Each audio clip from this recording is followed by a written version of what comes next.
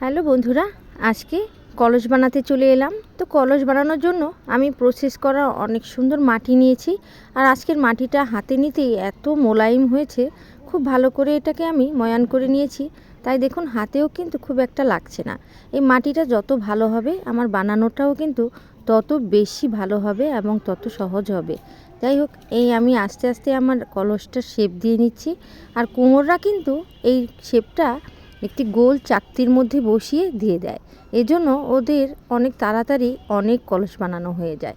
যেহেতু আমি হাত দিয়ে বানাচ্ছি, তাই আমাকে খুব সাবধানতার সাথে এটার শেপ দিয়ে নিতে হচ্ছে। ছোটোবেলা কিন্তু এরকম কলস অনেক বানিয়েছি, আর ওগুলো বানিয়ে একদম রোদে শুকাতাম, আর মার রান্নার শেষ হলে ওই চুলোর মধ্যে পুড়তেও দিতাম। পরের দিন সকালে যখন ওটা শক্ত হতো, কী যে ভালো লাগতো। ওটা দিয়ে পানি আনতাম, রান্না করতাম, কি সুন্দরই না ছিল সেই দিনগুলো। আর এই যে আমার কলসটাও কিন্তু হয়ে গিয়েছে।